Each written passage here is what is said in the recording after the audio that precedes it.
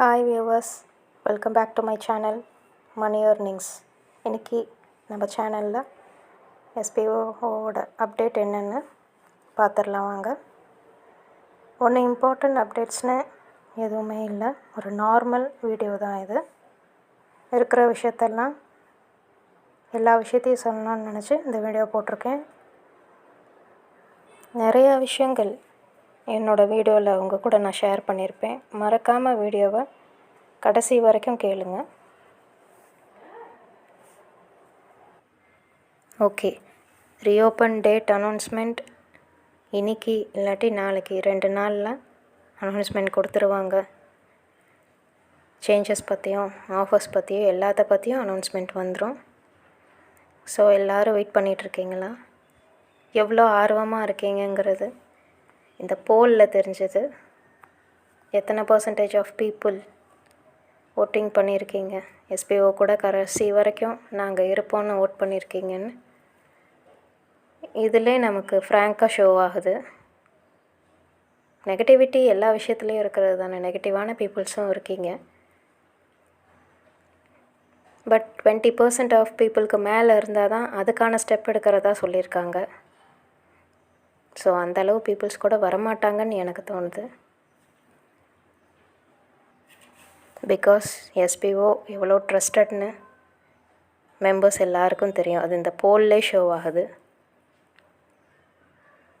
So கூடிய சீக்கிரம் break complete ஆக போகுது. நிறைய புது சேஞ்சஸோட ஒரு புது ஒர்க்கோட எஸ்பிஓவில் மறுபடியும் நாமெல்லாம் வேலை செய்ய போகிறோம்.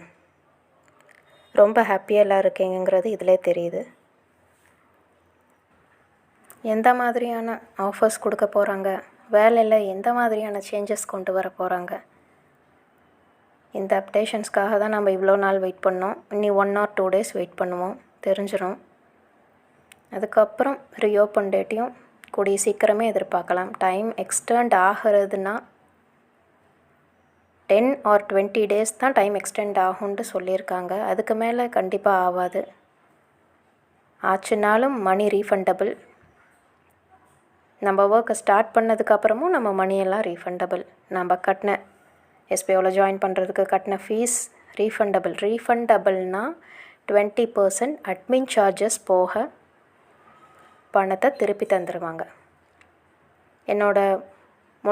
இதுக்கு முன்னாடி வீடியோஸில் நான் இதை மென்ஷன் பண்ண மறந்துட்டேன். ஸோ இந்த வீடியோவில் நான் சொல்லிடுறேன். நோட்டீஸ் போர்டு வாய்ஸ் மெசேஜ் கேட்குற நம்ம எஸ்பிஓ மெம்பர்ஸ் எல்லாருக்குமே தெரிஞ்சிருக்கும் இந்த விஷயம். இருந்தாலும் இன்னொரு தடவை ஞாபகப்படுத்திக்கிறேன். இன்னும் கொஞ்சம் டைம் எக்ஸ்டென்ஷன் எதுக்காகன்னா, கம்பெனியை ப்ரைவேட் லிமிட்டடாக சேஞ்ச் பண்ணுறாங்க. ஸோ அதுக்கான வேலைகள் அவங்க பார்த்தாகணும். அதுக்காக டைம் கொஞ்சம் எக்ஸ்டெண்ட் பண்ணுறாங்க. பீப்புள்ஸ் யாருமே பேனிக் ஆக வேண்டாம்.